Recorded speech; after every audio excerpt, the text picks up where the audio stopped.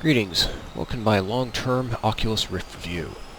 I'm sure you've seen other reviews of people who just got a shiny new VR headset, and of course they're completely taken aback by the immersion and the entirely new experience, and that's certainly understandable. I was as well. But the big question, of course, is how do these headsets rate once you get used to them? Once that initial ooh shiny part wears off? And I've had the Oculus Rift for about a year, so I'm in a good position to examine that. I no longer get even remotely ill when I do some crazy, ridiculous maneuver in a helicopter or a jet at low altitude. This is the way I play games. It doesn't have any more effect on me than when I use a monitor. And of course, I don't just use VR and flight sims. I also play first-person shooters and other games with it. So, I am a competitive player. I like to win. I may fly weird, obsolete aircraft and multiplayer, but I do like to win.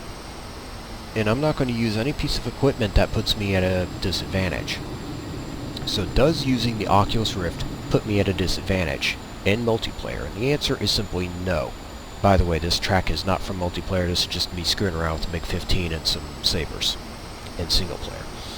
So how can it not be a disadvantage given the enormous resolution difference between the Oculus Rift and this 1440p replay you're watching?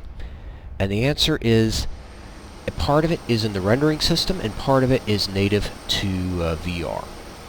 So the rendering system used in both DCS and IL-2 BOSS are such that targets within a certain range, within a certain number of kilometers, will be rendered as at least 1 pixel. They'll never go to half a pixel or anything like that, unless you use tons of anti-aliasing or something like that, in which case they can.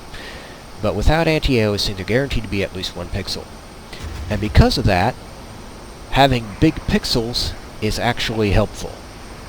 Because, well, the pixel's bigger, there's only going to be 1 pixel, and it's bigger, therefore it's easier to see.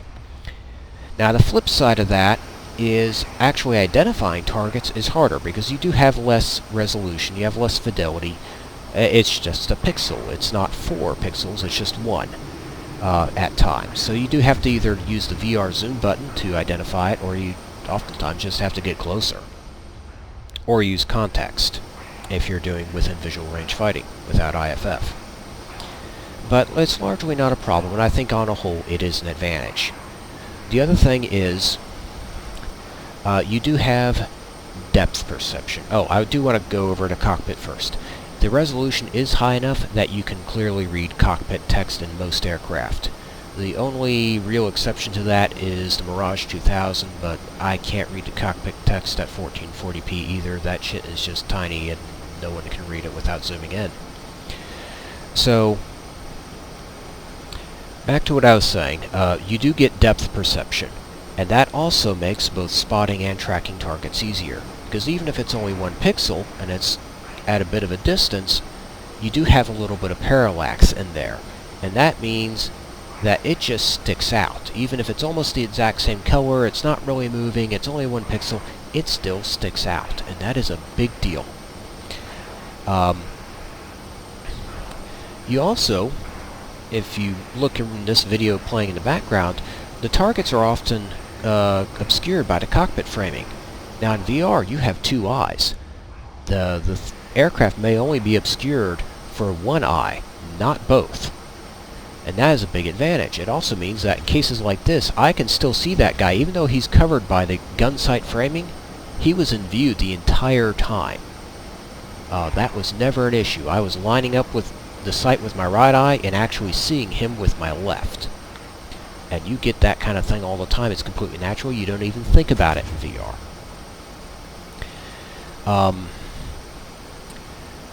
Now related to that, of course, is precise flying. Formation flying, taking off and landing from carriers, landing helicopters on rooftops, that kind of thing is much easier in VR. If you watch my Hornet startup video, I'm sure you noticed I was complaining about doing it without head tracking or VR. It is objectively harder to do. Much harder. It's not even close. Now the other thing next thing to cover is the tracking. Now, first of all, this has one-to-one head tracking.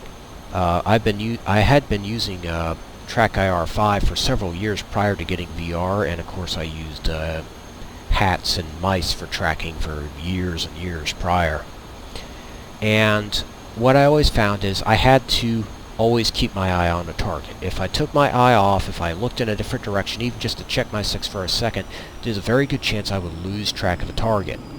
That is not the case in VR. As you saw in this video, I frequently took my eyes off the target to check my 6 or look in a different direction, and I never lost track of the guy. I always knew exactly where he was, and the one-to-one head tracking is the reason for that. It's so intuitive, you just know where everything is. Incidentally, the field of view is also quite a bit larger than what you see in this replay. For most of this flight, I could actually see the joystick down there despite it being largely obscured in the replay here. And lastly, we have to talk about the tracking quality.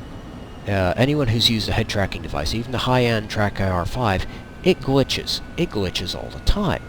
You will not have a flight where that headset doesn't just completely glitch out. By the way, I botched landing horribly because I haven't flown this plane in like 2 years. So, that's a problem, and of course you lose track of targets when that happens.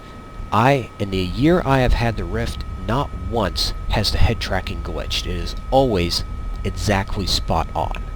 Completely flawless. And I don't have some crazy triple sensor setup. I just used the 2 sensors that came in a box with it. And the hand tracking can go wonky if you turn around in a first-person shooter, but hand tracking isn't really used in DCS or box, so not an issue.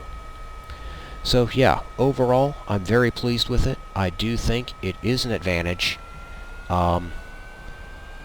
It's not a huge advantage compared to TrackIR, but it is an advantage, and it's certainly a massive advantage compared to using a hat switch. Now, is it worth the money? I certainly think it is. I think it is absolutely the future of flight simming and quite possibly gaming in general, but whether or not it's worth $400 at this time, your call. So, hope that was informative. I've clearly run out of track. Hope that was informative, and I will see you in the next video, whatever it may be about.